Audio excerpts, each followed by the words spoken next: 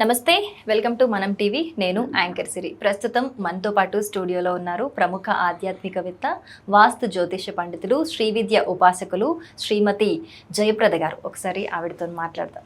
అమ్మా నమస్తే. నమస్తే అమ్మా. శ్రీమాత్రే నమః. బాగున్నారా? బాగున్నానమ్మా. నువ్వు ఎలా ఉన్నావు? నేను చాలా బాగున్నానమ్మా. మీరు రాశి ఫలాలు బాగా చెప్తారు. అసలు చాలా మంది కనెక్ట్ అయ్యి కూడా వీడియోలు అన్ని ఫాలో అవుతుంటారు మేబీ. సో ఈ నెలలో, మే నెలలో కుజగ్రహ మార్పు ఉంది, దాని ఎఫెక్ట్ కూడా బాగుంటుంది అంటున్నారు. సో ఈ కుజగ్రహ మార్పు వల్ల ఏ ఏ రాశుల వారికి ఎలా ఉండబోతుంది, ఎవరికి మంచి జరుగుతుంది, ఎవరు జాగ్రత్తగా ఉండాలి, విషయాలు వివరిస్తారా? తప్పకుండా అమ్మా. కుజుడు అంటే మన మంగళుడు, అంటే అంగారకుడు, భూమిపుత్రుడు, భూమి కారకత్వం ఉన్న గ్రహం అనమాట. సో కుజుడు అనేది మన పద్ధతిని తీసుకుంటే జాతకంలో చాలా చిన్న ప్రభావమే. ఇప్పుడు మన జాతకంలో గురుబలం చూసుకుంటాం, చంద్రబలం చూసుకుంటాం. ఈ గురుబలం బాగున్నా, చంద్రబలం బాగున్నా జాతకంలో ఎటువంటి పరిస్థితి ఉన్నప్పటికీ కూడా వాళ్ళ లైఫ్ అనేది ముందుకు అలా వెళ్ళిపోతూ ఉంటుంది, ఎటువంటి ఇబ్బంది లేకుండా. కొన్ని ఇబ్బందులు వచ్చినా దాన్ని తట్టుకునే కేపబిలిటీ వాళ్ళకి ఉంటుందన్నమాట. అందుకే ఖచ్చితంగా బాగుంటుంది. సో కుజుడు అన్నప్పటికీ ఏమైందంటే ఇక్కడ కుజుడిని చాలా తక్కువగా జాతకంలో పెద్దగా తీసుకోరు. రవిని, కుజుడిని, శుక్రుడిని అందరినీ ఏంటంటే జస్ట్ కారకత్వాలు మాత్రమే చూస్తాం. అయితే ఇప్పుడున్న కాలంలో ఇది కలియుగం. ఈ కలియుగంలో ఏవైతే చిన్నగా అనుకుంటామో వాళ్ళే పెద్దగా మారుతారని మనకు అనుకుంటాం కదా. సో అంటే ఇప్పుడు ఏదైనా నీకు ఇది రాదు అంటే వాళ్ళే పెద్ద రేపు రోజున వాళ్ళే అందరికీ ఆదర్శంగా నిలబడే అవకాశాలు, రివర్స్ చేసే పనులు ఎక్కువగా ఉండేవి. ఇవన్నీ కూడా కారకత్వాలు ఈ కలియుగంలో జరుగుతాయి. అంటే ఇప్పుడు మనం 4వ నెంబర్లో పుట్టినా, 5వ నెంబర్లో పుట్టినా ఏదైనా వాళ్ళు సాధించలేరు అని అనుకుంటారు, కానీ వాళ్ళు సాధించి చూపిస్తుంటారు. చూడడానికి కనిపించరు, సైలెంట్గా ఉంటారు. 4వ నెంబర్, 5వ నెంబరు మాట్లాడుతుంటారు. అబ్బాయి ఎన్ని మాట్లాడుతారో అన్నీ అవుతాయా ఏంటని చెప్పేసి, కానీ ఖచ్చితంగా వాళ్ళు ఒక రోజు చేసి చూపిస్తారు. అలాగే కారకత్వాల్లో తీసుకున్నప్పుడు కుజుడు, రవి, శుక్రుడు మేజర్ రోల్స్ ఈ కాలంలో కలియుగంలో ప్రారంభం అయ్యే అందరికీ. సో ఇక్కడ ఏంటంటే కుజుడిని దోషం కింద తీసుకుంటాం.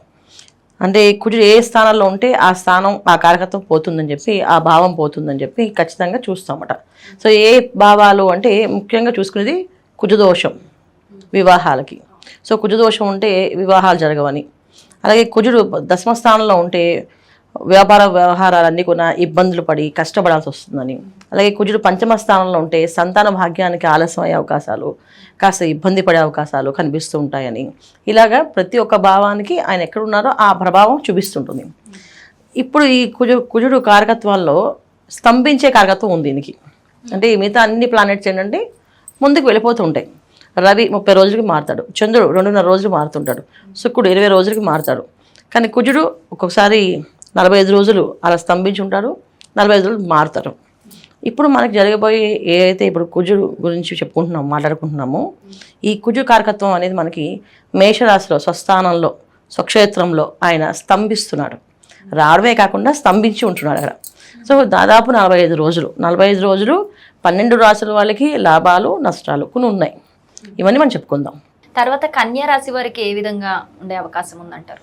కన్యా రాశి వాళ్ళకి ఒక విధంగా ఏంటంటే వీళ్ళకి అదృష్ట యోగం అని చెప్పచ్చు. ఎందుకంటే వీళ్ళకి ఎప్పటి నుంచో అన్ని పనులు అవుతున్నాయి అనిపిస్తూ అన్ని పనులు చేసేస్తామని చెప్పి అన్నిట్లో ఇన్వాల్వ్ అయి ఉన్నారు వీళ్ళు. అంటే ఇప్పుడు ఏంటంటే ఒక ఉద్యోగం చేసే అతను 4-5 ఈఎంఐలు తీసుకొని కడదామని చెప్పేసి ఏదో ప్రమోషన్ వస్తుందనో, లేకపోతే ఏదో మనం చేసిన బోనస్ వస్తుందనో అనుకుని ఏదైతే ఇరుక్కుపోయి ఉంటారో, అలా కన్యా రాశి వాళ్ళకి ప్రొఫెషనల్స్గా ఉన్నవాళ్ళు, అలాగే వృత్తి వ్యాపారాలు చేసేవాళ్ళు అందరికీ కూడా ఈ స్తంభన అనేది జరిగింది.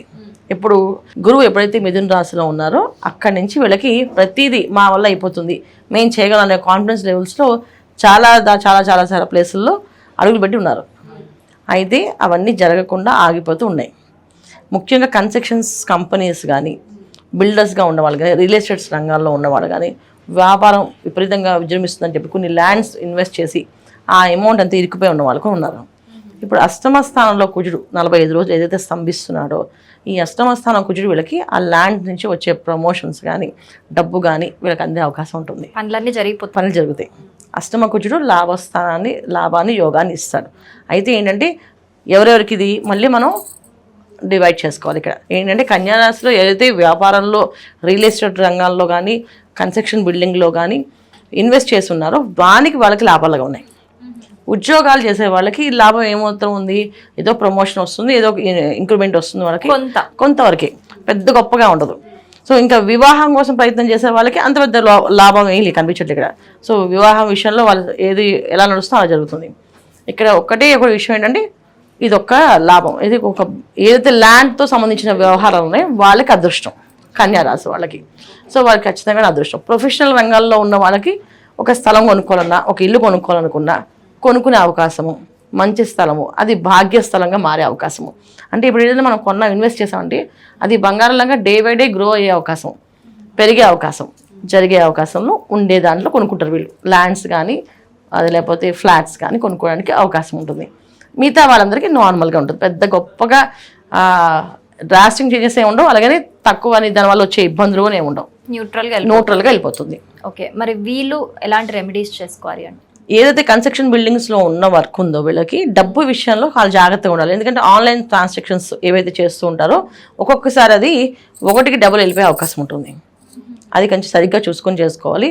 ఎక్కువగా ఒత్తిడి ఎక్కువగా ఉంటుంది. ఎంత స్పీడ్ వర్క్ ఉన్నప్పటికీ వీళ్ళకి కొంత ఒత్తిడి కూడా ఎక్కువగా ఉంటుంది, స్ట్రెస్ చాలా ఎక్కువగా ఉంటుంది. ఈ స్ట్రెస్ వల్ల వచ్చే ప్రాబ్లమ్స్ ఏంటంటే జనరల్గా ఒకదానికి ఒకటి మాట్లాడడం, ఒకదానికి ఒకటి చేసుకోవడం జరుగుతుంది. కొంతమంది సెల్ఫ్ డ్రైవింగ్ ఉన్నవాళ్ళు జాగ్రత్తగా డ్రైవ్ చేయాలి.